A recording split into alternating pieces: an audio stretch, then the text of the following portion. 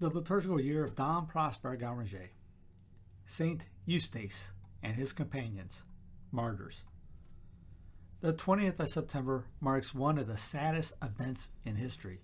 At the height of her power in the glorious days of Pepin and Charlemagne, the eldest daughter of the Church had crowned her mother, and the Church, in the person of her head, reigned in reality as well as by right until 1,000 years later, Satan took advantage of the fallen state of France to despoil Peter of the patrimony which ensured his independence.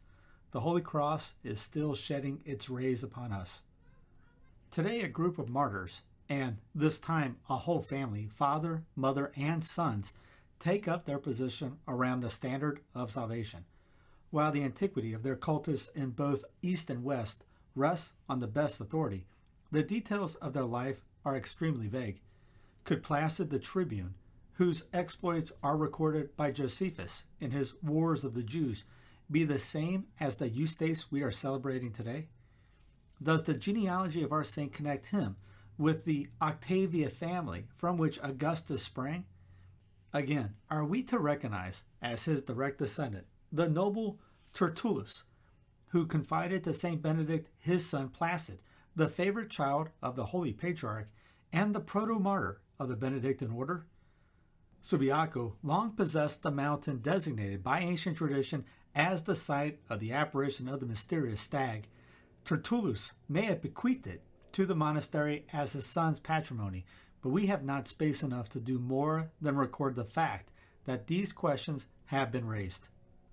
There could hardly be a more touching legend than that of our martyrs. Eustace, otherwise called Placid, was a Roman, illustrious for his birth, wealth, and military renown, so that under the Emperor Trajan he became general of the army.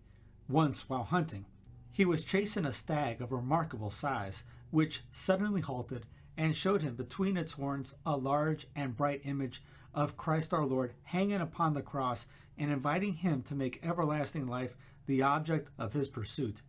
Thereupon, together with his wife Theopista and his two little sons Agapitus and Theopistus, he entered the ranks of the Christian warfare. Some time afterwards, he returned to the place of the vision in obedience to the command of our Lord, from whom he there heard how much he was to suffer for God's glory. He underwent with powerful patience such incredible losses that in a short time he was reduced to the utmost need and was obliged to retire privately. On the way, he had the unhappiness to see first his wife and then his two sons taken from him.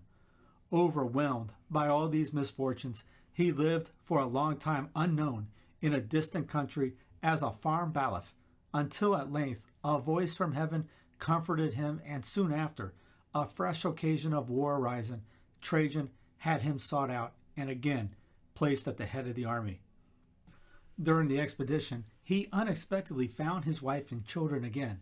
He returned to Rome in triumph amidst universal congratulations, but was soon commanded to offer sacrifice to the false gods in thanksgiving for his victory. On his firm refusal, every art was tried to make him renounce the faith of Christ, but in vain. He was then, with his wife and sons, thrown to the lions, but the beast showed nothing but gentleness, whereupon the emperor, in a rage, commanded the martyrs to be shut up in a brazen bull heated by a fire underneath it. There, singing the praises of God, they consummated their sacrifice and took their flight to eternal happiness on the 12th of the Calids of October. Their bodies were found intact and reverently buried by the faithful, but were afterwards translated with honor to a church erected to their names. Our trials are light compared with yours, O blessed martyrs. Obtain for us the grace not to betray the confidence of our Lord when he calls us to suffer for him in this world. It is thus we must win the glory of heaven.